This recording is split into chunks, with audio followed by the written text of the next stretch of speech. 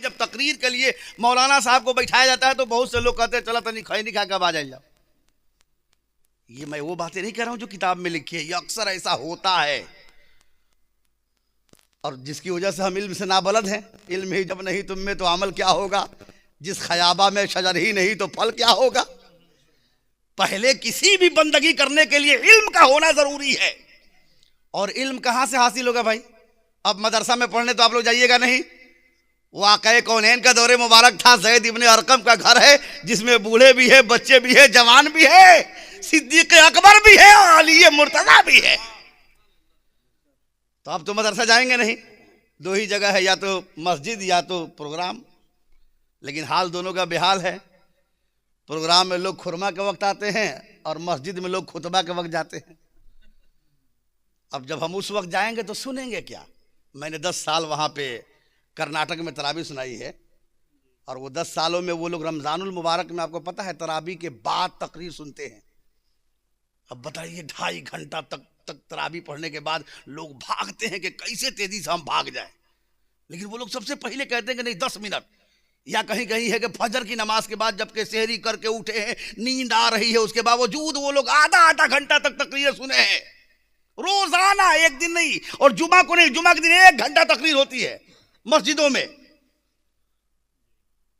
उनके इल्म का मामला यह है कि अगर आप कोई हदीस पढ़ दीजिए आवाम के सामने, लफ्ज़न अगर कोई गलती हो जाए ना तो कहेंगे हजरत हमने ऐसा सुना था और आपने ऐसा पढ़ा है, हजरत सही क्या है, हमारी इस्लाह कर दी जाए। सुभान अल्लाह। ये हर कसो नाकिस की बख्श की बात नहीं है ना, कैसा कह दे। ये वही कहेगा कि जिसके अंदर इल्म हो। सरकार ने फरमा दिया कि अब उलमा जो है दीन की तबलीग करेंगे, सुलह करेंगे। सरकार दो आलम सल्लल्लाहु अलैहि वसल्लम ने सबसे पहले कब्र पर जाने से मना फरमा दिया था। उसके बाद फिर सरकार ने फरमाया कि मैंने पहले तुम्हें मना फरमाया था, अब मैं तुम्हें कहता हूं कि तुम जाओ। और बल्कि उसके ताल्लुक से तो वालिदैन के ताल्लुक से सरकार ने फरमाया मन ज़ारा क़ब्र अबवैहि औ अहदिहिमा मिन यौमिल जुमुअति गुफ़िर लहू कुतिबल बर्रार। जो कोई जुमा के दिन अपने वालिदैन या किसी एक की कब्रों की ज़ियारत करे, अल्लाह रब्बुल इज़्ज़त उसकी मग़फ़िरत फरमा देता है। सुभान अल्लाह। ज़ियारत हम करने जाए, मग़फ़िरत हमारी ही हो। अब मग़फ़िरत हो गई, वो बंदा अपने वालिदैन के लिए अगर दुआ करे तो जो बख्शाए है अल्लाह उसकी दुआओं को भी रद्द नहीं फरमाता बल्कि कबूल फरमा लिया करता। अब कहा कुतिबल बर्रार, उसका नाम अबरारों में लिख दिया जाता है, नेकोकार में, सिर्फ कब्र की ज़ियारत करने की वजह से। तो ये इल्म सीखेंगे तब ना उनके चंगुल से बचे रहेंगे कि जो लोग कहते हैं कि नहीं जाना चाहिए शिर्क। गोपालगंज में कई ऐसे हैं। एक खबीस है, ले गया बढ़िया मज़ार के पास और ले जाए, कह रहा है कि बच्चा को थूको यहाँ पे, माज़अल्लाह रब्बिल आलमीन। ये सब मर के लोग इसको पूजते हैं, माज़अल्लाह। इसलिए आला हज़रत ने जो पैगाम दिया कि मज़ार पे जाइए लेकिन 2.5 हाथ के फ़र्क पे रहिए, जितने जिंदे में रहते थे। चूमिए चाटिए नहीं, सजदा मत कीजिए, कोई ज़रूरत नहीं है। इन तमाम चीज़ों से हमें अपने आप को भी बचाना है और अपनी आवाम को भी बचाना है, ताकि हम कुछ ऐसा करें ही नहीं कि उनको मौका मिले करने कहने का।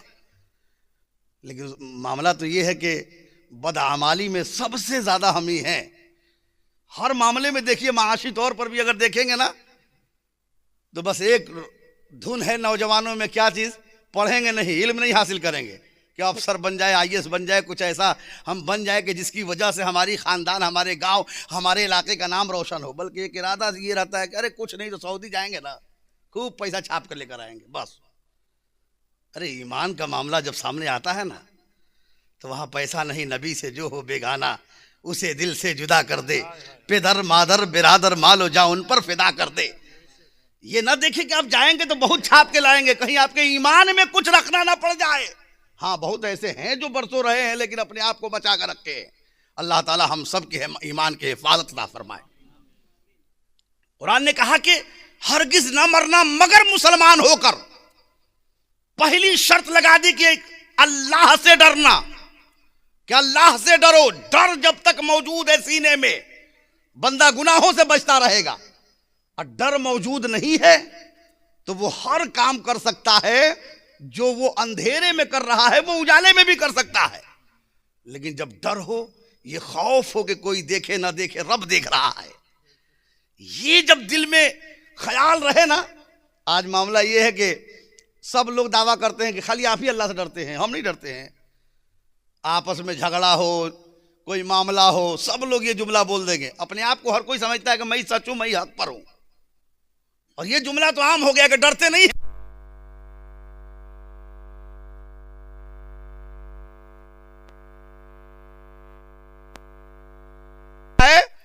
डर का मतलब ये होता है कि हम लोग बैठे हुए, अब जब जान बचाने के लिए हम भागेंगे, दिल में जो दहशत पैदा हो जाएगी, लर्ज़ाबंद अंदाम हो जाएगा दिल हमारा, वो खुदा से डरना हकीकत है। उस तरीके से अगर डरने लगे तो समझ ले कि आप भी खुदा से डर रहे हैं। और खुदा से डर के लिए मैंने पहले ही कहा इल्म का होना जरूरी है। इसलिए कुरान ने भी कहा इन्नमा यख्शल्लाह मिन इबादिल उलमा, अल्लाह के बंदों में सबसे ज्यादा रब से डरने वाले उलमा हैं। कुरान कह रहा है ये बात। तो खुदा का खौफ अपने सीने में इस तरीके से लाइए कि कुरान ने कहा या अय्युहल्लज़ीना आमनुत्तकुल्लाह, ऐ ईमान वालो अल्लाह से डरो। खौफ खुदा जब दिल में हो ना, तो आदमी हर उस बात से बचेगा जिससे बचने का अल्लाह उसके रसूल ने हुक्म दिया है। एक शख्स एक बुजुर्ग के पास गया और कहा कि हुजूर, दुनिया की रानाइयां इतनी बढ़ गई है कि हम चाह के भी उन गुनाहों से बच नहीं पाते हैं। बाजार में जाइए तो उरियानियत है, बेहयाई है, बेपर्दगी है। रास्ते से चले तो वहां बेहयाई बेपर्दगी है। हुजूर कोई तरीका बता दे कि हम खुदा से, हमारा दिल जो है खुदा से डरने लगे, खुदा का खौफ हमारे सीने में आ जाए, हम गुनाहों से बच सके, कोई तरीका बता दे। उन्होंने कहा कि एक मेरा काम कर दो, उसके बाद मैं तुम्हें बता देता हूं कि क्या नुस्खा है खुदा से डरने का। कहा बताया जाए क्या काम है। कहा यहां से बाजार के दूसरे किनारे पर मेरे एक साथी रहते हैं, एक प्याला दूध उनके पास तुम पहुंचा दो, उसके बाद वापस आओगे तो मैं बता दूंगा कि खुदा से डरने का नुस्खा क्या है। कहा कि ये कौन सी बड़ी बात है, दीजिए अभी पहुंचा देता हूं। कहा इसके साथ एक कंडीशन भी है। कहा कंडीशन क्या। कहा कि एक प्याला दूध जो लेकर जाओगे, साथ में एक हत्ते खट्टे आदमी को लगा दूंगा, अगर रास्ते में कहीं भी एक कतरा दूध का जमीन पे गिरा, जहां गिरेगा वहीं ये जूते निकाल कर तुम्हें मारेगा। बस इतनी सी शर्त है। बस कहा यही बात है। हाँ, एक प्याला दूध का दिया, हाथ में लिया, आहिस्ता आहिस्ता संभाले हुए, साथ में एक मुस्टैंडा लगा हुआ है, साथ में है, संभाले हुए धीरे धीरे लेके दूसरी जानिब उनके साथी जहां बताया था ले जाकर पहुंचा दिया। वापस आया और कहा कि हुजूर आपका काम कर दिया, अब बताइए कि खुदा से डरा कैसे जाए, कौन सा नुस्खा है कि खुदा का खौफ हमारे सीने में आ जाए। उन्होंने कहा कि दूध का एक कतरा भी जमीन पे नहीं गिरा, प्याला लबालब भरा हुआ था, फिर कतरा गिरा कैसे नहीं। कहा हुजूर बड़ी तवज्जो के साथ, एहतियात के साथ मैं ले गया, एक कतरा भी नहीं गिरा, क्योंकि अगर गिरता तो ये सामने जिसको लगाए थे वही जूते मारता ना। कहा कि ये बताओ जब जा रहे थे तो बाजार में बुराइयां थी कि नहीं। कहा थी।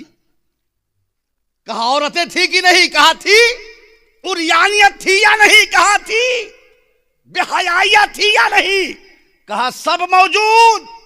कहा तुमने देखा नहीं किसी लड़की को, तुम्हारी निगाहें नहीं बहकी, किसी बुराई की तरफ मायल नहीं हुए।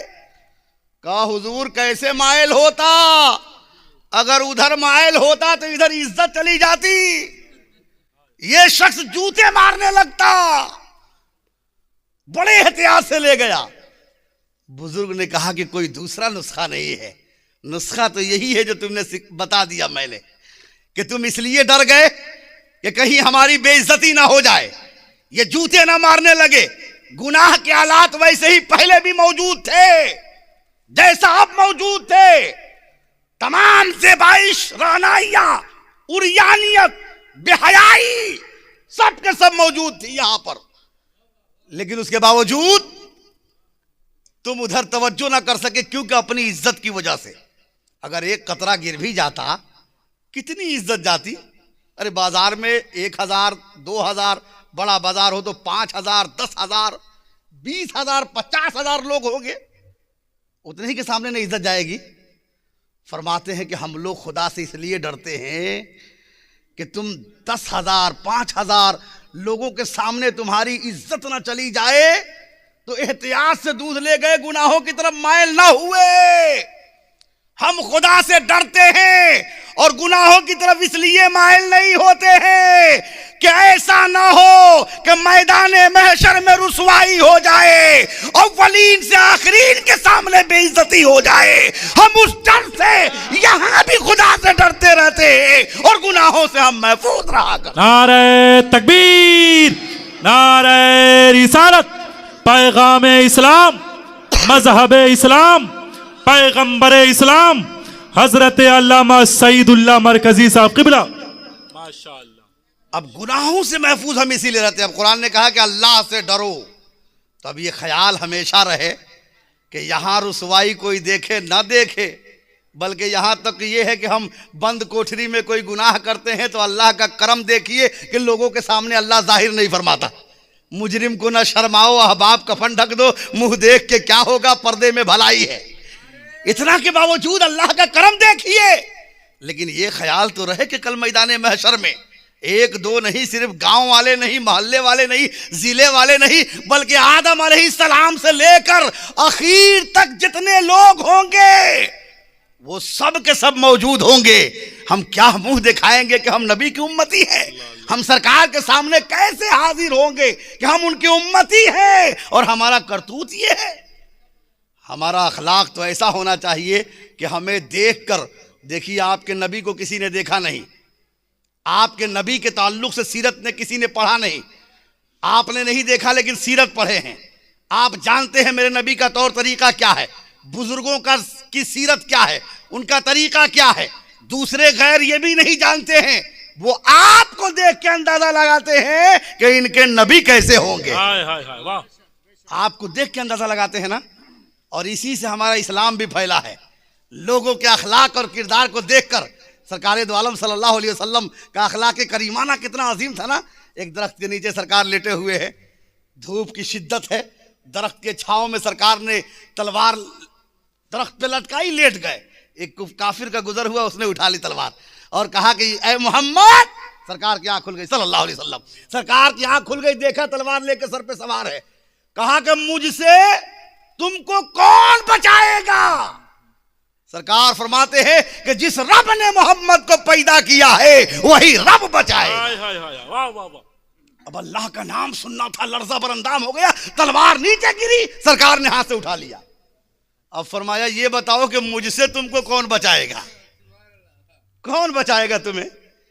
वो कहने लगा कि मैं जानता हूं कि आपको मुझसे कोई नहीं आपसे मुझे कोई नहीं बचा सकता, लेकिन मैं जानता हूं आप इतने रहीम हैं कि आप खुद ही मुझे बचा लेंगे। सुभान अल्लाह। जब इतना कहा, सरकार ने कहा कि जाओ, मैंने तुझे माफ कर दिया। सुभान अल्लाह। क्या दुश्मन सा खड़ा है सर पर तलवार लेकर। अब आप अंदाजा लगाएं कि सरकार की सीरत और अखलाक जब गैरों ने देखा तो कहा कि नबी ऐसे होते हैं। उनके उम्मती का मामला यह है कि नबी कौनैन ने जो सीरत दी है अपनी उम्मती को, हर एक सीरत को वो अपना लिया करते हैं। और यही वजह है कि एक जंग में खालिद इब्ने वलीद ने, यहूदियों ने कहा था कि खालिद इब्ने वलीद हम लड़ाई नहीं करना चाहते हैं, आपको किला दे देंगे, लेकिन शर्त यह है कि हमारे बाजार से आप सिर्फ गुजर जाइए। उन्होंने एक शर्त लगाई कि हमारे बाजार से आप गुजर जाइए। मशवरा किया खालिद इब्ने वलीद ने, जिनको सैफुल्लाह कहा अल्लाह के रसूल ने, मशवरा किया कि हो सकता है इसमें कोई चाल हो इनकी, ये इतने आसानी से कैसे किला दे सकते हैं। उन्होंने कहा कि चाल जो भी हो, हमारा भरोसा रब पर है, रब हमें फतह देने वाला है, देखते हैं ये क्या करते हैं। सुबह हुई, पूरे काफले को, फौज को तरतीब दी और तरतीब देने के बाद उनके शर्त के मुताबिक बाजार से गुजरने लगे। आगे आगे खालिद इब्ने वलीद है, पीछे पूरा लश्कर है। खालिद इब्ने वलीद जब मेन बाजार में पहुंचे, क्या देखा कि उन लोगों ने औरतों को खड़े कर कर नंगा करके खड़ा कर दिया था, ताकि इन लोगों का तकद्दुस, इनका मिजाज इनका ख्याल, इनके दिल के अरमान बदल जाए। जब ये चीजें बदल जाए तो इनको हराने की जरूरत नहीं, ये खुद ही हार जाएंगे। लेकिन खालिद इब्ने वलीद की जुर्रत को देखिए, आपने एक नजर दौड़ाई, आप समझ गए कि मसला क्या है, ये लोग करना क्या चाहते हैं। पीछे मुड़े और कौम से, लश्कर से खिताब किया, क्या है लोगों, तुम्हारे नबी के इन लोगों ने नहीं देखा है, उनके बारे में ये नहीं जानते हैं, तुम्हें देखकर ये अंदाजा लगाएंगे कि तुम्हारे नबी कैसे थे।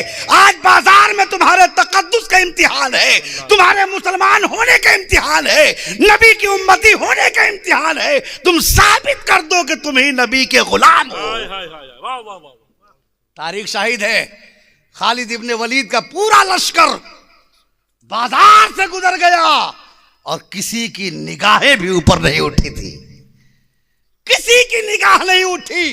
हैरान रह गए यहूदी, आए गिरोह में होकर और किले की चाबी दे दी। कहा क्या है खालिद इब्ने वलीद, ये किले की चाबी है, ये आप ले लीजिए, लेकिन साथ में हम लोग तैयार हो गए हैं, कुछ लोग हमें भी इस्लाम में दाखिल फरमा लीजिए। कहा क्यों, पहले नहीं कहे थे, अब क्यों, क्या कोई जबरदस्ती है? कहा जबरदस्ती नहीं है, हमने आपको देखकर, आपके लश्करों को देखकर, उनके किरदार को देखकर, उनके ख्याल को देखकर हमने जान लिया है कि जब नबी के गुलाम ऐसे हैं तो फिर नबी का आलम क्या होगा, रसूलुल्लाह का आलम क्या होगा जब उनके गदा भर देते हैं शाहाने ज़माना की झोली। मुहताज का जब ये आलम है तो मुख्तार का आलम क्या होगा। नारे तकबीर। एक एक फर्द बेदार होकर के खिताब सुने, इसलिए कि इल्मी खिताबत हो रही है हजरत अल्लामा सईदुल्लाह साहब की। नारे तकबीर, नारे रिसालत, पैगंबर इस्लाम, पैगाम इस्लाम, मजहब इस्लाम। माशाअल्लाह माशाअल्लाह। अब अगर हम औलियाए किराम से मोहब्बत करने वाले हैं तो फिर हमारी सीरत भी ऐसे होनी चाहिए कि कोई कहे कि देखो ये वजीर शाह रहमतुल्लाह अलैह का ये चाहने वाला ये जा रहा है। लेकिन आज हमारा किरदार कैसा है?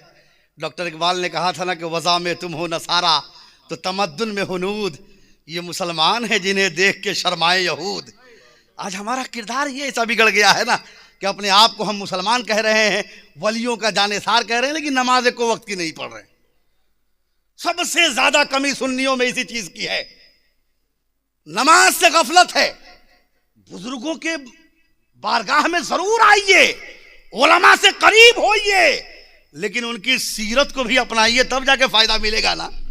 वरना सीरत को अपनाने वाले दुनिया में भी माला माल हुए, आखिरत में भी माला माल हुए, माला माल हो गए हैं, कौन नहीं जानता।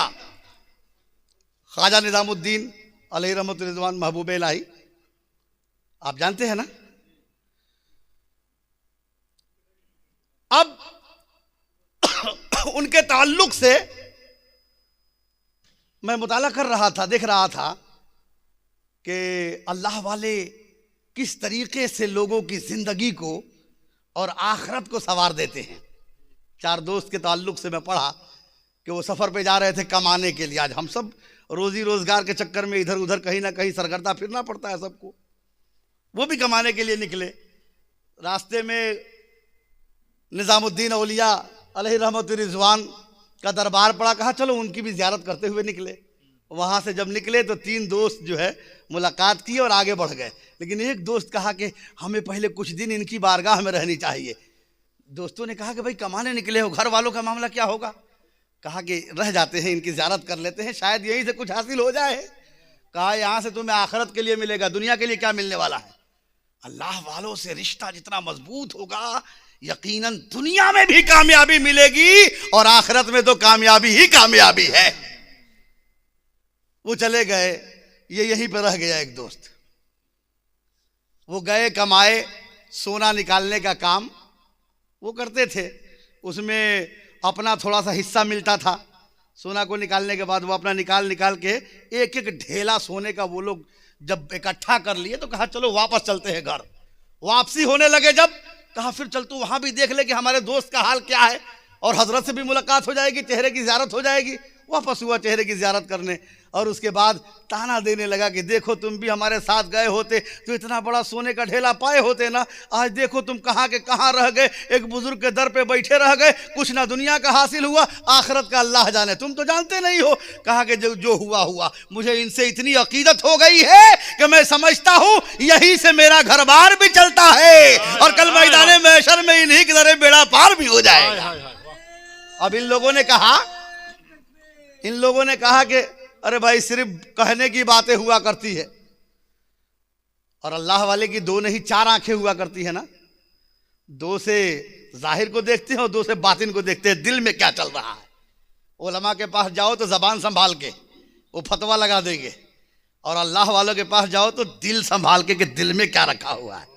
ये मामला बड़ा अजीब है कि दाता गंज शक्कर रहमतुल्लाह अलैह की बारगाह में एक बुढ़िया आई ना, कहा कि हुजूर गरीबी ने कभी दामन नहीं छोड़ा, ये 2 अंडा आपकी बारगाह में तोहफा लेकर आई हूँ, इसे कबूल कर लीजिए। उन्होंने कहा कि माँ तोहफा होता है, ये नहीं देखा जाता है कि ये छोटा है या बड़ा है, आपने दिया मुझे कबूल है। अंडा ले लिया 2, और उसके बाद 3 मरतबा कुल हुवल्लाह शरीफ पढ़ा, उस पर फूंक मारा, अंडा सोने का हो गया। सुभान अल्लाह। अब ये बुढ़िया सोचने लगी कि काश के बाबा वो अंडा दे देते तो गरीबी दूर हो जाती। अब इधर ये सोच रही है, गंज शक्कर रहमतुल्लाह अलैह को खबर हुई, कहा कि माँ वो जो तोहफा लाई थी वो तुम्हारा था, ये लो अब ये मेरा तोहफा है। सुभान अल्लाह। दिल से पढ़ लिया ना कि क्या दिल में चाह रही है, पढ़ लिया, दे दिया अंडा, बुढ़िया चली गई। फिर वापस आई थोड़ी देर के बाद कुछ सोच के, कहा अब क्या, कहा कि हुजूर वो जो आप पढ़े थे वही मंतरवा बता देते तो फिर बार बार नहीं जाना पड़ता। कहा पढ़ के फूके थे, कहा कुछ नहीं, कुल हुवल्लाह शरीफ अल्लाह का कलाम पढ़ा है, 3 मरतबा पढ़ा है बस। कहा कि हाँ यही बात है, कहा हाँ बस यही पढ़ा था। चली गई। मियाँ जी को रात में परेशान किया, जल्दी से उठाया कि उठिए, गांव में जितना अंडा हो पैसा उधार लेकर आइए, आधी रात आप पढ़िए और आधी रात हम पढ़ेंगे। पूरी रात कुल हुवल्लाह पढ़ते रहेंगे, कुछ तो किस्मत बदल जाएगी, रात भर का तो मामला है। आधी रात बूढ़े पढ़ते रहे, पूरा घर थूके थूक हो गया, लेकिन अंडा का कलर भी चेंज नहीं हुआ, जैसा का तैसा, बुढ़िया बूढ़ा दोनों मिलकर पढ़ते रहे। दूसरे दिन फिर आई और कहा कि हुजूर आपने तो 3 मरतबा कुल हुवल्लाह पढ़ा था, अंडा सोना हो गया था, हम पूरी रात पढ़ते रहे और कलर भी चेंज नहीं हुआ। दातागंज बख्श अलैहि रहमतुर रिजवान फरमाते हैं कि माँ तुम्हारी जबान और है और मेरी जबान और है, तुम्हारी जबान अलग है। हम अल्लाह को, अपने आप को अल्लाह के लिए इतना निछावर कर देते हैं कि जो हम कहते हैं अल्लाह उसे कबूल कर लिया करता है। तो यकीनन बुजुर्गों की बारगाह वो 4 आंखें हुआ करती है, 2 से जाहिर 2 से बातिन देखते हैं। अब ये लोग ताना दे रहे हैं उसको, आपने समझ लिया कि ये लोग क्या चाह रहे हैं। आपने कहा कि ऐसा करो कि आप लोग चारों आदमी, वो जो पहले से रुका हुआ साथी था उससे भी कहा कि आप लोग चारों आदमी जाइए और मेरे लिए इस्तिंजा के लिए एक ढेला लेकर आइए। अब वो साथ में गया और ढेला उठा रहा, जिस ढेला को उठाए वो सोना हो जाए। सुभान अल्लाह, कहिए ना सुभान अल्लाह। जिस ढेला को उठाए ढेला सोना हो जाए। बहुत देर सरगर्दा रहा, देर के बाद वापस आया तो कहा कि क्या बात है ढेला लेकर नहीं आए। कहा कि हुजूर सोने से इस्तिंजा करना तो जायज नहीं है, मैं जिस ढेले को हाथ लगाता हूं ढेला सोना हो जाता है, मैं क्या लेकर आता। आपने उनकी तरफ देखा और कहा कि देख लिया, तुम समझते थे कि ये रहकर कुछ नहीं हासिल किया, अल्लाह ने वो तासीर दे दी है कि तुम एक ढेला लाए हो, ये जिस ढेले को हाथ लगा दे वो ढेला सोना हो जाया करता है। वाह वाह वाह वाह। तो बुजुर्गों की बारगाह में उस अकीदत से रहेंगे तो हमें सब मिलेगा। लेकिन हम तो सिर्फ कहने के लिए है ना कि हम फला साहब के उर्स में गए थे, खूब अच्छी बिरयानी, बेहतरीन खाना खिलाया उन लोगों ने, अच्छा मेला लगा हुआ था, फला फला सामान लाए हैं, लेकिन दिल में क्या लेकर आए हमें पता ही नहीं। उसके बाद आने के बाद हम यहाँ पर फिर वही हमारा जो रवैया है, इमाम साहब की शिकायत, फला उलमा ऐसे हैं, फला ऐसे हैं। ये बहुत दूर रखिए। शाह वलीउल्लाह मोहम्मद दिसे दहली रहमतुल्लाह अलैह फरमाते हैं, जो ही किसी आलिम की तौहीन करता है ना या बुराई करता है, अल्लाह ताला 7 नस्लों तक उसकी खानदान में किसी को आलिम पैदा नहीं फरमाता। इल्म और उलमा की आखिर बात कह के मैं गुजर जाऊंगा, आधा घंटा मेरी तकरीर हो गई है। इल्म और उलमा की कद्र क्या होनी चाहिए, आइए उसी निजामुद्दीन औलिया की बारगाह में चलते हैं और देखते हैं इल्म उलमा का ताल्लुक किस तरीके से है। अल्लाह वाले और उलमा ये अलग अलग अगरचे मरातिब के एतबार से है, लेकिन इल्मी एतबार से अल्लाह ताला ने उसी नूर से इन्हें भी मुज़य्यन फरमाया है जिस नूर से अल्लाह ने अल्लाह वालों को मुज़य्यन फरमाया है। ख्वाजा निजामुद्दीन औलिया अलैहि रहमतुल्लाह रिज़वान दिल्ली में सेमा की महफिल करते थे। सेमा जानते हैं ना, कव्वाली वगैरह जिसमें हाल आ जाता है। अब ऐसी नहीं मज़ामीर वाली कव्वाली नहीं होती थी पहले, वो दफ की तरह होता था जो जायज़ वगैरह था, और ऐसे ऐसे अशार पढ़े जाते थे। अमीर खुसरू जैसे शायर हुआ करते थे, आज की तरह नहीं जिसका आठ पैट कुछ भी ना हो, पता नहीं क्या क्या बोल देते हैं और क्या क्या पढ़ देते हैं, कितने कुफरिया अल्फाज होते हैं उन शेरों में। अब वहां के हुकूमती तौर पर अल्लामा ज़ियाउद्दीन उस वक्त के शरई तौर पर इस ओहदे पे फायज किया गया उन्हें कि अगर दिल्ली में कहीं भी कोई शरई शरीयत के खिलाफ, यानी उनको बाज़ाब्ता तौर पर काजी का ओहदा दिया गया कि कहीं शरई उसूल की पासदारी ना हो सके, वहां जाके आप उसको रोके, उसकी भरपाई कराए, उसको मना करें। अब उनसे किसी ने जाके कहा कि आप दिल्ली में काजी बने बैठे हैं और ख्वाजा निजामुद्दीन की यहाँ कव्वाली होती है, वो झूमते झूमते नाचने लगते हैं, रक्स करने लगते हैं। ये कैसे हो सकता है, रक्स करना जायज ही नहीं है, कैसे हो सकता है, और मेरे रहते हुए ये कैसे हो सकता है। कहा कि ठीक है, जब कव्वाली या उर्स का मामला है तो बताना। उर्स की तकरीब आई, लोगों ने कहा कि अब तकरीब आई है, आपको अपनी आंखों से देखना है कि जो लोगों ने कहा है कि वो गलत करते हैं कि नहीं, आप अपनी आंखों से देख ले जाकर। अब वो अल्लामा ज़ियाउद्दीन पहुंचे निजामुद्दीन औलिया की बारगाह में। उर्स शुरू है, शेर व शायरी, शेर पढ़े जा रहे हैं, तसव्वुफ का मामला है।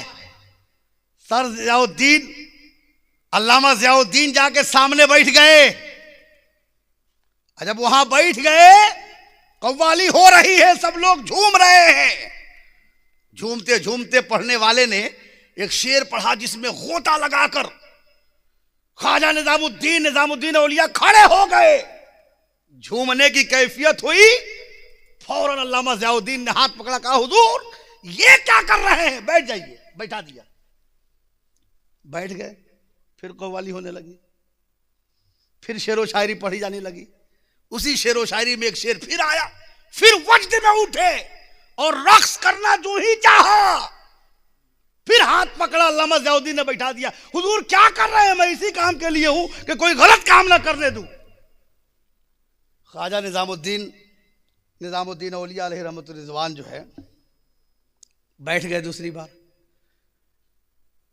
अल्लामा ज़ियाउद्दीन के चहीते भी लोग आए हुए थे साथ में, चूंकि हुकूमत की तरफ से मामूर थे और उनके भी चाहने वाले तमाम लोग मौजूद थे।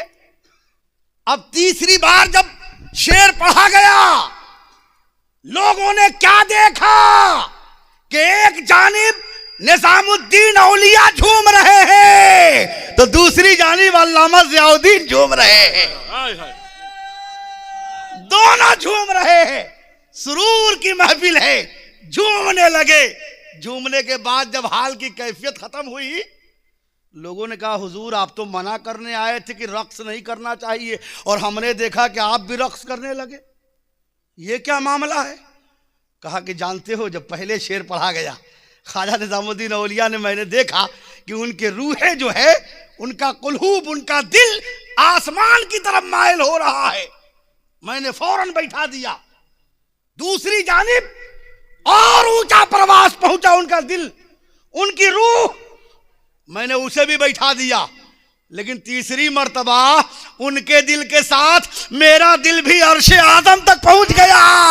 मुझे एहसास ही नहीं रहा, वो भी झूमने लगे और उनके साथ मैं भी झूमने लगा।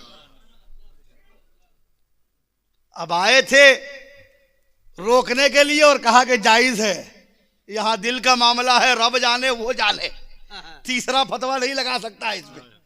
चुपचाप वापस हो गए। उसके बाद उनका रब्त जो है निजामुद्दीन औलिया से बड़ा गहरा हो गया। एक मरतबा उनकी तबीयत खराब हुई, अल्लामा ज़ियाउद्दीन की, किसी ने आकर कहा कि हुजूर वही अल्लामा ज़ियाउद्दीन की तबीयत खराब हो गई है। आपने कहा मुरीदों से चलो हम चल के उनकी आयादत कराते हैं, नबी की सुन्नत है। गए आयादत करने के लिए। उनको पता चला कि ख्वाजा निजामुद्दीन मुझे देखने आ रहे हैं। आपने अपना इमामा उठाया, उतारा सर से और कहा कि जाओ मेरे दरवाजे से मेरे कमरे तक मेरा इमामा बिछा दो और कहना हुजूर आप इस इमामे पे कदम रख कर मेरे पास तशरीफ ले आए। इमामा बिछा दिया।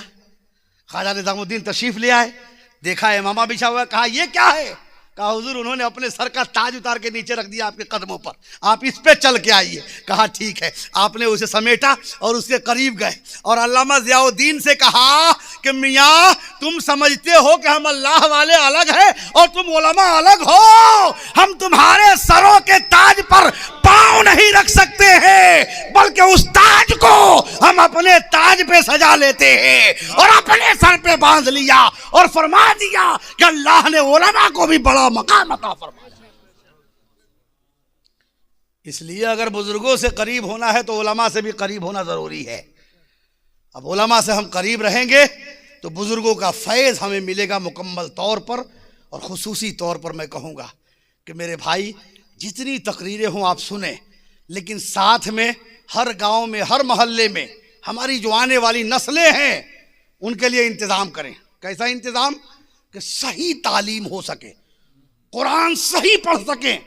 अक्सर गांव और देहात और मोहल्ले बल्कि शहरों का भी मामला ये है कि इमाम साहब लोग नमाज पढ़ाएंगे तो क़िरात अच्छी करेंगे, लेकिन जब बच्चों को पढ़ाएंगे तो उसको अली बेते से न शीन न सीन कुछ भी नहीं।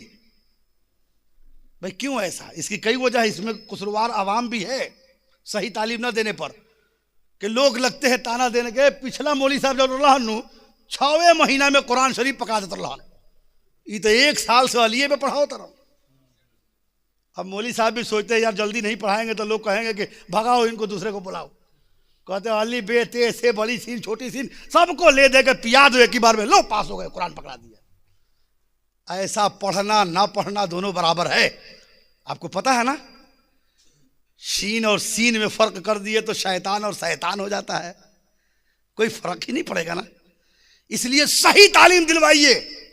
हम लोग अगर किसी को नूरानी कायदा पढ़ाते हैं हजरत, तो 1 साल लगता है सिर्फ नूरानी कायदा पढ़ाने में। 1 साल, चाहे वो लड़का पढ़ना चाहे तो पढ़े वरना चले जाए। 1 साल कम से कम सिर्फ नूरानी कायदा। अब इतने दिन सही कुरान पढ़िए और सही तालीम का निज़ाम पैदा कीजिए अपने गांव में। अच्छे उलमा को रखकर, जो बच्चे बाहर जाकर ट्यूशन करते हैं, दूसरी जगह जाते हैं, या कुरान शरीफ सही तौर पर पढ़वाइए। और कुरान शरीफ के साथ दुआएं, दुआ के साथ जो शरई दीनी मसला है, असल अकायद और उसूल का, वो थोड़ा थोड़ा बच्चे को मालूम होना चाहिए, जिसे हम कहते हैं कि घुट्टी में पिला देना। ताकि इतना तो होगा कि हम ईमान से हमारा बच्चा नहीं जाएगा और वो भी यही कहते हुए मरेगा कि उन्हें जाना उन्हें माना, ना रखा गैर से काम, लिल्लाहिल हम्द, मैं दुनिया से मुसलमान गया। वाखिर दावाना अनिल हम्दुलिल्लाहि रब्बिल आलमीन। कलमा शरीफ पढ़वे ला इलाहा इल्लल्लाहु मुहम्मदुर रसूलुल्लाह व मा अलैना इल्लल बलाग। अस्सलामु अलैकुम व रहमतुल्लाह।